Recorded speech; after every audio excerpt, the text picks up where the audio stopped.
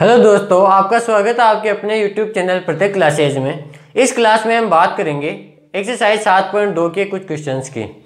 तो दोस्तों, question number 1 शुरुआत करने से पहले मैं आपको कुछ फॉर्मूले बताना चाहूँगा जिनके बेस पर ये एक्सरसाइज है वो सोल्व करेंगे। तो पहला फॉर्मूला है दो बिंदुओं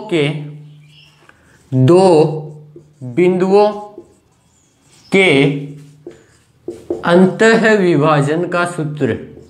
अंतः विभाजन का सूत्र। तो यदि आपको दो बिंदु दिए जाए, जैसे कि P बिंदु दिया गया है x1 y1 और Q बिंदु दिया गया है x2 y2, और इनको कोई बिंदु m1 व m2 अनुपात में विभाजित करता है, तो उसके लिए निर्देशांक ज्ञात करने के सूत्र होंगे m1 x2 plus m2 x1 बटे m1 प्लस m2 और m1 y2 plus m2 y1 बटे m1 प्लस m2। तो दोस्तों, दो बिंदुओं के अंतः विभाजन का सूत्र मैंने आपको बता दिया।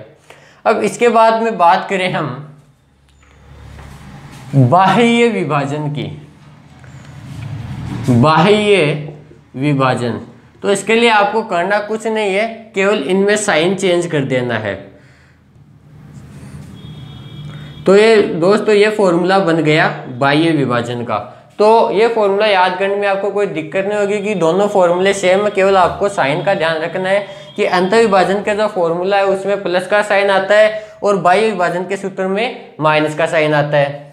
अब इसके बाद में एक फॉर्मूला और देखें हम कि मान लीजिए आपको कोई दो बिंदु दिए गए हैं, कोई दो बिंदु दिए गए हैं M व N।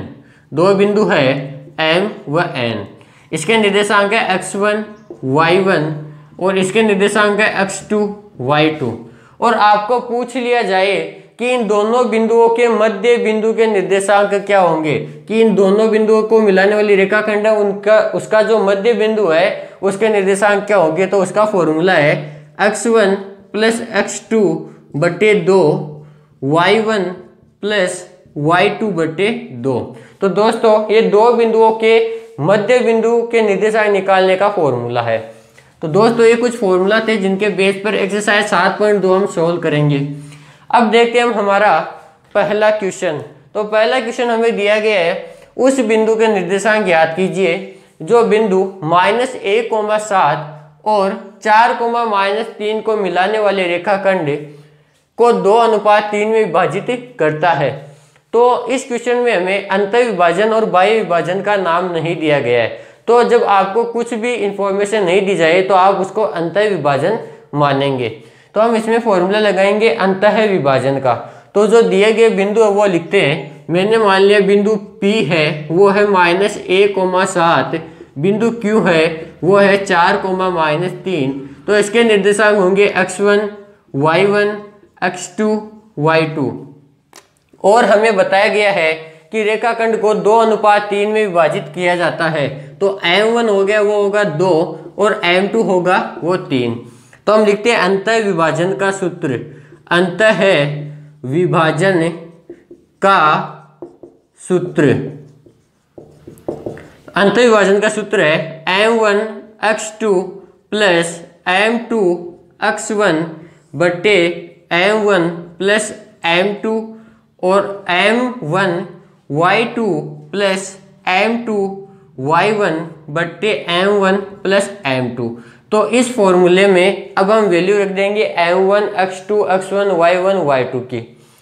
तो शुरुआत करते हैं हम। तो m1 की वैल्यू है यहाँ पे 2, तो 2, x2 है वो है यहाँ पे 4 प्लस m2 है वो हमें दिया गया है 3, तो 3 और x1 है वो है -1 बट्टे m1 प्लस m2 यानी कि 2 + 3 कोमा m1 है वो है 2 और y2 है वो है -3 प्लस m2 है वह है 3 और y1 है वह है 7 और नीचे 2 + 3। तो सोल्व करने पर यह आएगा 4 और 2 को गुणा करने पर 8 प्लस 3 और -1 को गुणा करने पर -3 बट्टे 5 -3 और 2 को गुणा करने पर -6 प्लस 21 बट्टे 5। तो अभी आएगा 8 में से 3 घटाने पर 5 बट्टे 5 और 21 में से 6 घटाने पर ये हो जाएगा 15 बट्टे 5। तो 5 का भाग 5 में 1 बार और 15 का भाग 5 में 3 बार। तो हमें पूछा गया था कि उस बिंदु के निर्देशांक हमें ज्ञात करने हैं जिसको जिसमें बिंदु -1,7 और 4,3 को मिलाने वाले रेखाखंड को 2:3 में विभाजित किया जाता है। तो उस बिंदु के निर्देशांक है 1,3। तो दोस्तों अब चलते हैं क्वेश्चन नंबर 2 की तरफ। क्वेश्चन नंबर 2 हमें दिया गया है बिंदुओं 4, -1 और -2, -3 को जोड़ने वाले रेखाखंड को समत्रिभाजित मतलब समान 3 भागों में बांटने वाला समत्रिभाजित करने वाले बिंदुओं के निर्देशांक ज्ञात कीजिए। तो हमें बिंदु दिए गए हैं, मान लीजिए ये ए बिंदु है जो कि ये 4, -1 और बी बिंदु है वो है -2, -3। अब एक बात आप यहाँ पे थोड़ा ध्यान से समझिए, हमको क्या दिया गया है, 2 बिंदु दिए गए हैं, ये 4, -1 और ये -2, -3। ठीक है। अब इसके बाद में हमें क्या बोला गया है कि जो रेखाखंड है उसको समत्रिभाजित किया जाता है, मतलब 2 बिंदुओं समान 2 भागों में बांटते हैं। तो ये देखिए ये 3 भागों में विभाजित हो गया, 1, 2, 3 समान 3 भागों में विभाजित कर दिया। तो इस बिंदु के निर्देशांक को मैं लिख देता हूं m और इस बिंदु के निर्देशांक को n। ठीक है। अब हमें क्या करना है, जब m बिंदु, मान लीजिए n यहाँ पे नहीं है, जब a b को m बिंदु विभाजित करेगा तो ये 1:2 में करेगा, लेकिन जब n बिंदु है वो विभाजित करेगा तो वो 2:1 में करेगा। ठीक है। तो अब हमें अंतर विभाजन का फॉर्मूला लगाकर इसको सोल्व करना है। तो अंतर विभाजन का फॉर्मूला है m1x2 प्लस m2x1 बट्टे m1 प्लस m2। और ये हम किस बिंदु के लिए ज्ञात करें, अभी हम ज्ञात करें बिंदु m के लिए, बिंदु m के लिए। ठीक है। तो बिंदु m के लिए m1 क्या होगा 1 और m2 क्या होगा 2। आगे फॉर्मूला लिखूं m1y2 प्लस m2y1 बट्टे m1 प्लस m2। अब इसमें हम वैल्यू रखेंगे। तो देखिए m1 है वो है 1, x2 है वो है -2 प्लस m2 2 और x1 4 बट्टे 2 प्लस 1 कोमा m1 है वो 1, y2 हम ले यहाँ से तो -3 प्लस m2 है वो है यहाँ से 2 और y1 है वो है -1 और m1 प्लस m2 2 प्लस 1 है, m1 की वैल्यू 1 है तो 1 प्लस 2 कोई इफेक्ट नहीं पड़ेगा इससे, तो नीचे तो 1 प्लस 2 लिख देता हूँ ताकि आप कंफ्यूज ना हो। तो ये गुणा करने पर -2 प्लस 8 बट्टे 3 और -3 -2 बट्टे 3। आगे सोल्व करूँ तो ये आएगा 8 में से 2 घटाया तो 6 बट्टे 3 और -3 और -2 -5 बटे 3। तो ये आएंगे निर्देशांक m बिंदु के लिए 2, -5 बटे 3।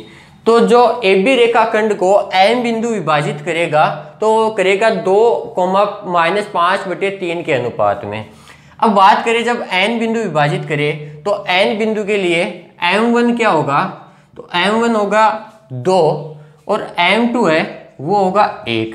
फॉर्मूला हमारा यही रहेगा, इसमें हम वैल्यू रखेंगे।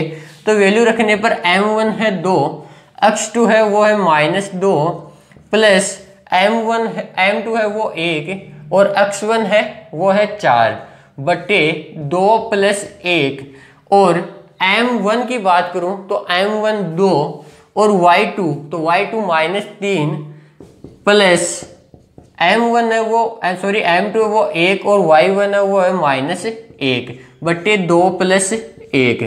तो हो जाएगा -4 प्लस 4 बट्टे 3 और 3 और 2 को गुणा करने पर -6 प्लस 1 और -1 को गुणा करने पर -1/3। 4 में से 4 गया तो 0 है, टोटल 0 हो गया और ये -7/3।